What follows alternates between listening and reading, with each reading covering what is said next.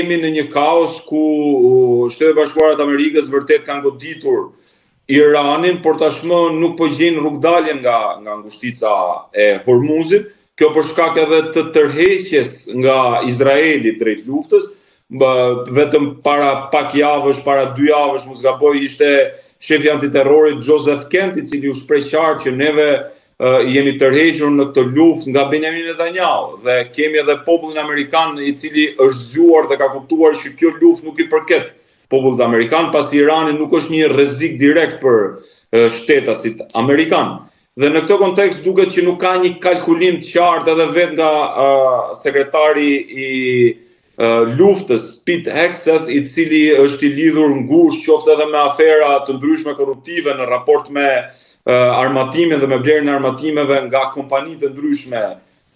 private armatimesh, por edhe i implikuar edhe me qëndrimet e tij cioniste, dhe vetë posti i tij si sekretari i mbrojtjes vjen si pasojë militimit të këtij personi në qarqe të ndryshme ekstremiste, evangjelisto cioniste.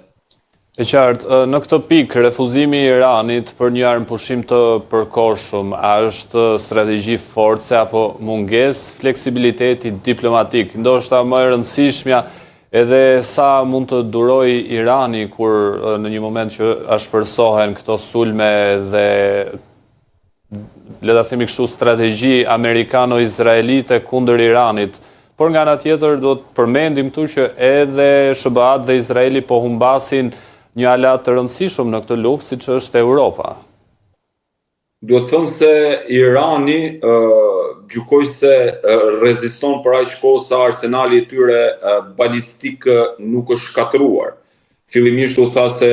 raketat iraniane janë shkatruar rreth 90%, por dita ditës po shohim që këto raketa përsëri godasin dhe ja dalin të penetrojnë në rëndomin. Sigurisht që me një regjim represiv si regjimi Ajatollave, patjetër që ja kanë dalë të indoktrinojnë popullsinë, dhe popullsia, një shifër e madhe e popullsisë është e gatshme që të mbari pjesë në ndërluftime, nëse plani amerikano-izraelit është për ndërhyrje me forca toksore, edhe pse Izraeli e ka shprehur qartë që neve nuk do dërgojmë forca toksore në Iran, pra ja ka faturuar të gjithë humbjet e jetëve në rast se ndodh kjo ndërhyrje popullit dhe bijve amerikan. Nga në aspektin tjetër shohim një Europë e cila ka mbajtur duart larg nga përfshirja në këtë konflikt. Sigurisht edhe Bashkimi Evropian, por edhe Britania e Madhe konsiderojnë një luftë e cila nuk i përket dhe nuk ka pse ndërmerr hapa përshkallëzuese për pjesëmarrjen në ndërluftime. Dhe kemi një skizm akoma më të thellë midis administratës Trump dhe Bashkimit Evropian, por edhe Britanisë Madhe. Është hera parë mbas luftës dytë botërore kur Britania e Madhe nuk pajtohet dhe nuk merr pjesë në inkursione, siç ishte inkursioni në Irak apo pushtimi i Irakut nga aleatët dhe rënimi i regjimit diktatorial të Saddam Huseinit,